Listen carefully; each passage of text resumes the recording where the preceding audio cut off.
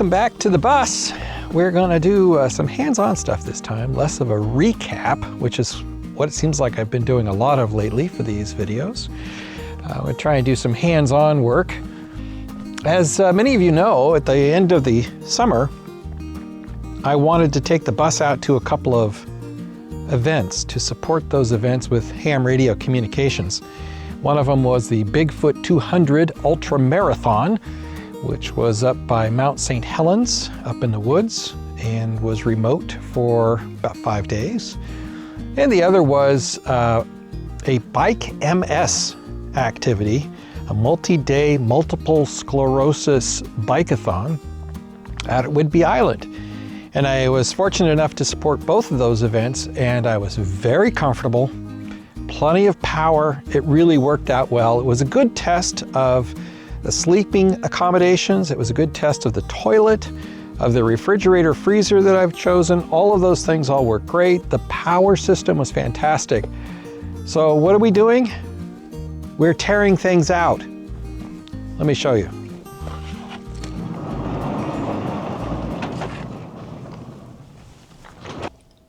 So here's what we're looking at. This box holds all of the electrical equipment, and it was in this corner, which is where it's going to live eventually, but it was too low to the ground, and there's no insulation on the walls back here yet. So it needed to be pulled away, and before it could be pulled away, the batteries had to be removed from the racks. So the batteries were pulled out of the racks, but before we could even do that, we had to take down the bed that was in here that was resting on top of the electrical box and went all the way across the back of the bus, which as a proof of concept was fantastic. And I'm looking forward to implementing the final solution, which will be a little bit different construction than the wood construction we used previously, but I think it's going to be really nice. The time I spent in the woods sleeping on that bed in this bus was very, very comfortable. So I'm looking forward to getting it back together again. So the current goal is to ensure that we have a platform on the floor that is sufficiently high so that the edge of the box clears the wheel well. We put spray foam insulation on the wheel well. We put spray foam insulation into the walls, put the new platform down, then move the electrical box back into position and affix it, well, as permanently as anything is permanent in one of these builds. That's the expectation. Many of the full-time bus conversion projects have their interior walls and ceilings professionally spray foamed. And I think that's a great idea if you're going to be living in the vehicle full-time, especially for the large buses. This is a part-time camper. I'm not going to be in here all the time. I also live in Western Washington, which has very temperate climate, so I don't have to worry about 40 below zero or 112 degrees.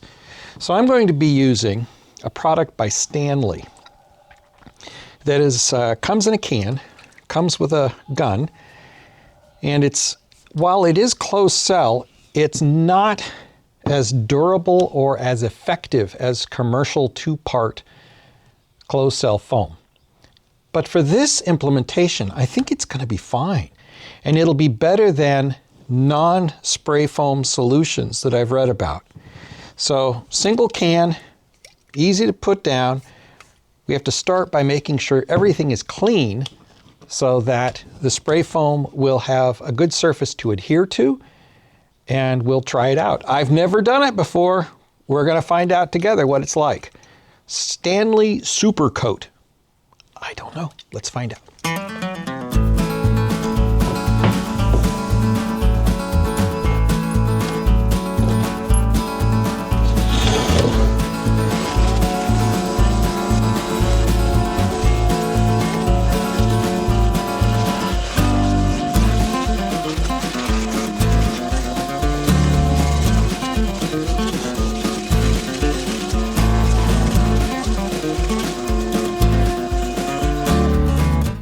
Okay, before we get started with this stuff, I'm going to give you some advice, but Keep in mind, I'm not an expert. I'm not a professional. Don't take this as gospel. Do your own research. Read all the legal stuff.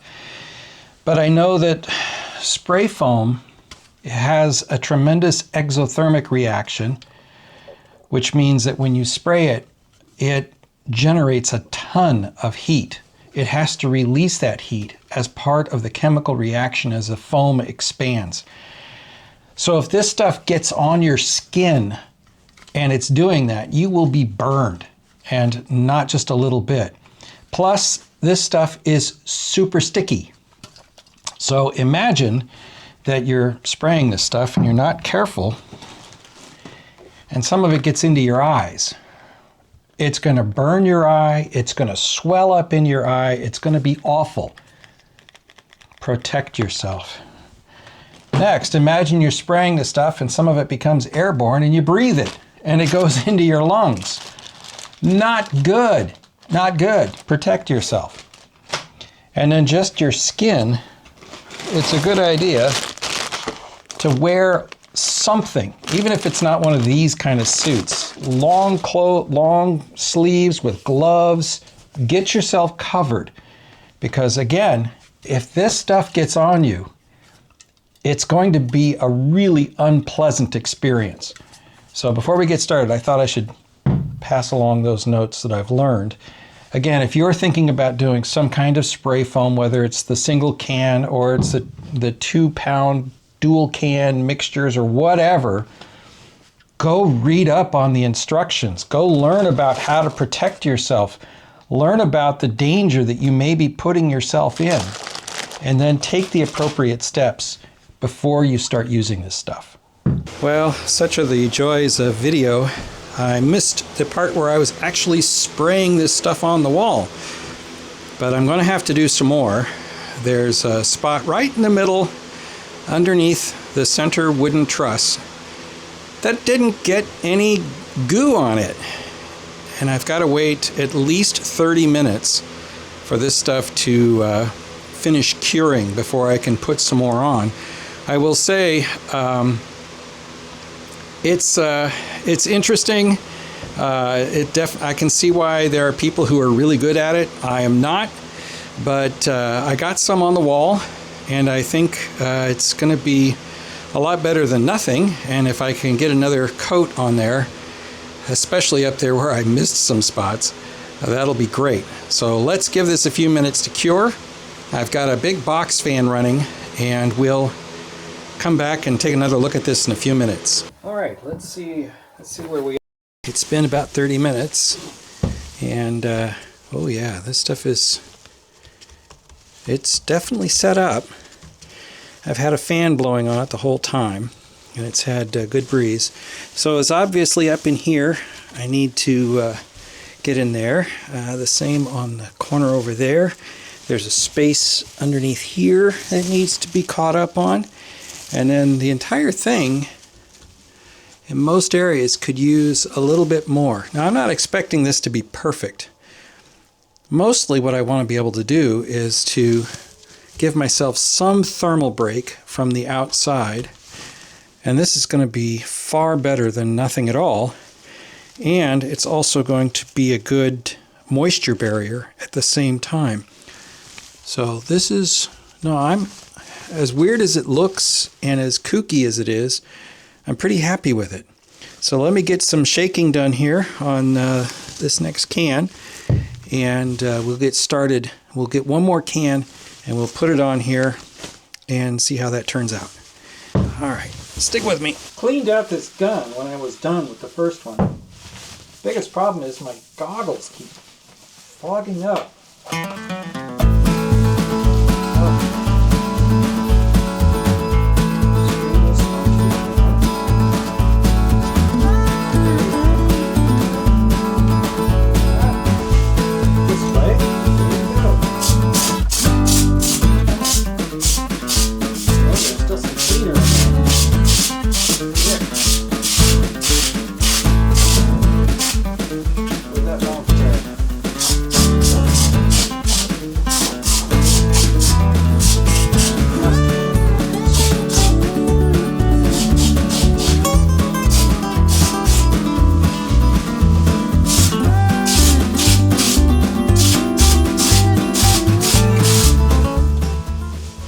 sometimes you see that I get some on the wood.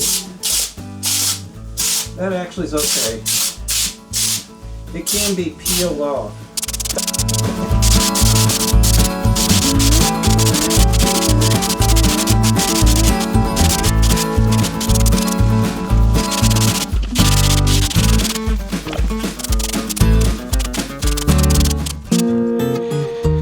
Well, that gives you some idea of what's going to be entailed in doing the insulation in the bus. I just did the section where the electrical cabinet goes so that I can now build a foundation for the electrical cabinet and reinstall it, hopefully permanently, where it belongs. And that insulation process was interesting.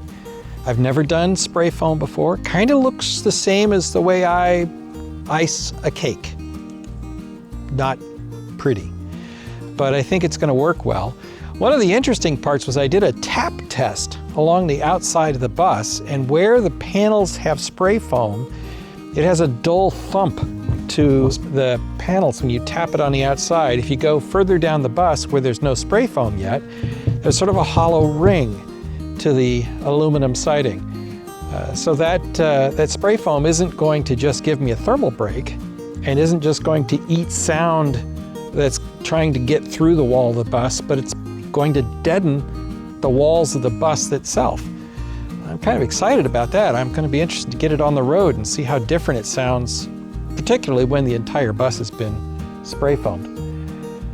So next things to go, like I said, build a platform for the electrical cabinet, get the electrical cabinet reinstalled, firmly screwed down to the structure of the bus, reinstall the batteries into the electrical cabinet, and then we'll see what comes next. But there's a quick catch-up for you on kind of how things are progressing with the bus. If you have questions or comments, put them in the comments section down below. They're always fun for me to read.